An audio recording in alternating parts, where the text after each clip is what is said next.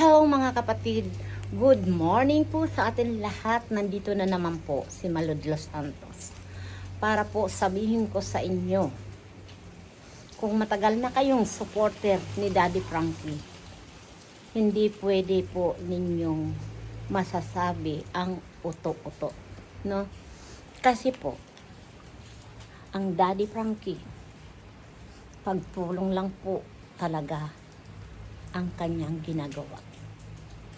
Walang kasalanan si Daddy Frankie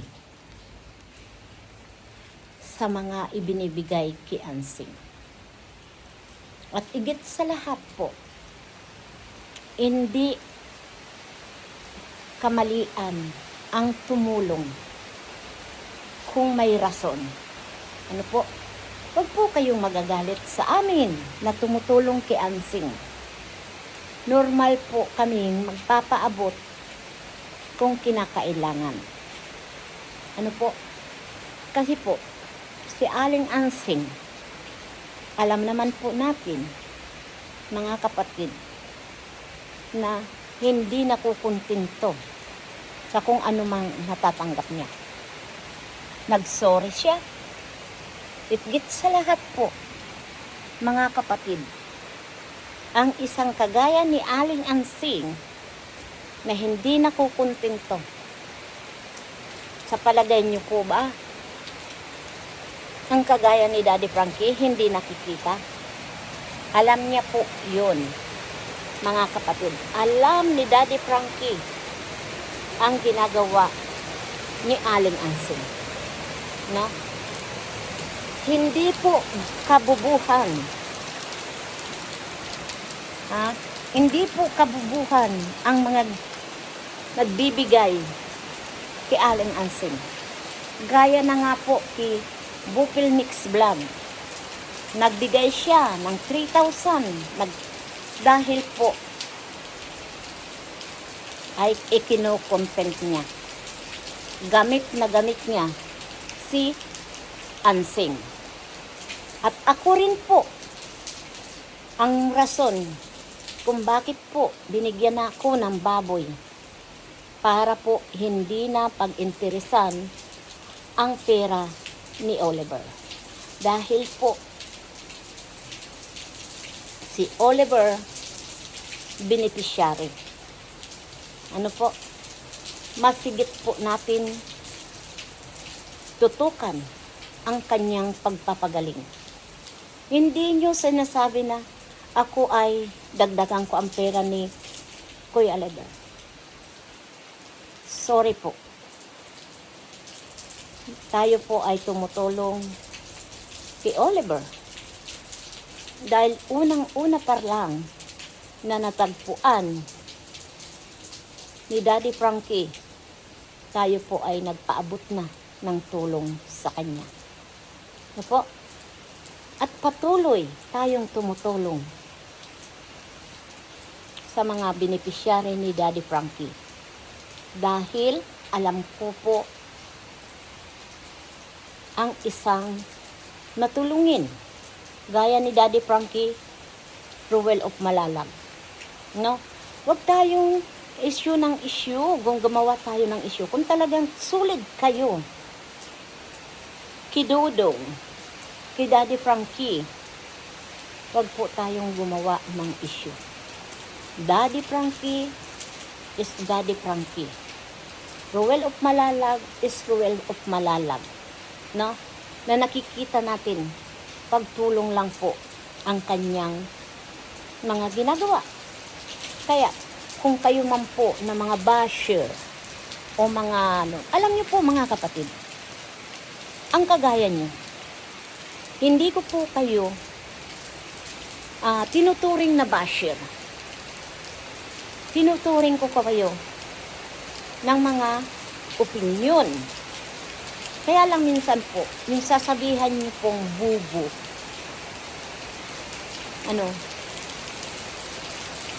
hindi po maganda.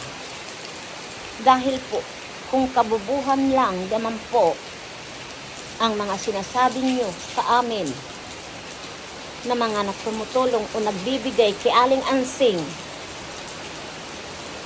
Hindi kabubuhan yun. Ang masasabi ko, baka kayo po yun, nagkakamali po kayo, dahil si Daddy Frankie po talaga, totoo siya tumulong. Alam ko po. Kaya please, huwag nyo na pong sasabihin kung ano-ano. Kung talagang solid kayo, talagang sinusuportahan nyo mula noon hanggang ngayon, hindi nyo po masasabi kay Daddy Frankie na uto-uto or nagpapauto kay Ansing. Hindi po. Hindi namin po papayagan na si Ansing susundin kung ano yung lahat ng pinaririnig niya. Dahil kami po ay hindi uto-uto, hindi bobo. No? Ginawa lang namin yung akala namin na makakabuti para hindi na po pag-intirisan ang pera ni Nanay Ansing. Like Ruel of Malalag. Ano po? Dito po ay tumutulong. Charity. Kaya nga po, charity vlogger. Diba? Dito sa dalawang sinuportahan ko po talaga, nakita ko po ang sakripisyo nila umakyat ng bundok. Mga delikado po ang pag-akyat ng bundok. No? Kaunting pagkakamali po, talagang hindi natin mawawala ang mga dapat mangyari. Kaya dapat po ipagdasal na lang natin ang mga roboys na mga nagsumasama po kay Ruel of Malalag. Dahil nakikita natin yung sakripisyo. Nakakasakit po. Nakakapag-inanakit na bawat kibot may issue si Ruel of Malalag. Ano po? Kaya itong dalawang charity vlogger na ito, ako nakasuporta dahil nakita ko ang kanilang pagmamahal sa mga beneficiary. No? Nakita ko kay Daddy Frankie na marami siyang napagaling, marami siyang natulungan. Hindi biro po yan.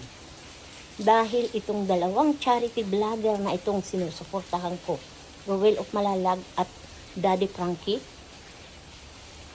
sila po iba-iba ang kanilang tinutulungan. No? Kaya ako po nagpapasalamat sa Rochelle Community at sa team ni Daddy Frankie, sa mga Roboys, at proud ako dito sa charity vlogger na ito. Daddy Frankie, Ruel of Malalag, I'm so proud. Kaya hindi ako magsisisi na kayo po ang napili kong tulungan. No? At anuman ang sabihin ninyo, ibasman nyo ako po, sanay na po si Malo de los Santos sa mga basher. Yung ayaw sa akin, ayaw ko rin. Pero, tandaan niyo po, magalit man po kayo kay Malo de los Santos, hindi po ako magpapapito. Love ko pa rin kayo.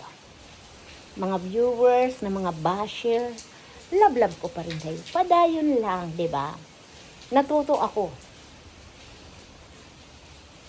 kay Ruel of Malalag at kay Daddy Frankie. Malaking bagay po ang natutunan ko sa kanilang dalawa. Huwag tayong magpapaapekto sa mga ibinabato sa atin. Dahil po, alam ng Panginoon kung ano po ang nasa kalooban natin. Maraming salamat po sa inyong lahat, mga viewers na patuloy na nagmamahal po kay Daddy Frankie, kay Ruel of Malalag. At higit sa lahat, yung pagmamahal niyo po sa akin. Thank you so much po. Yung mga bagong nag-subscribe po kay Malo de los Santos. Thank you. Asahan niyo po susuportahan ko po ang minamahal niyong mga vlogger na kagaya po ni Ruel of Malalag at ni Daddy Frankie. Thank you so much po. Makakaasa po kayo, mga viewers. Hindi ko po kayo bibiguin. Patuloy tayong magsusuporta po dito sa dalawang charity vlogger. No? Ayan po, suporta po. Ruel of Malalag, Daddy Frankie, Rochelle Morales, at sa mga Roboy at sa team ni Daddy Frankie. Thank you so much po. At higit sa lahat, Malo del Santos po. Please subscribe po para marami po tayong matulungan. Suportahan niyo po ako. Dahil lahat ng kikitain natin, itutulong natin po at dadagdagan ko pa yan. Pasahan niyo po. Hindi kayo magsisisi pag si Malo del Santos po ang sinuportahan niyo. Maraming salamat. We love you. Love, love, love tayo. Padayon nga lang po. Diba? Kasing-kasing. Happy Valentine's po sa inyong lahat, mga kapatid. Happy Valentine's. We love you. Bye-bye.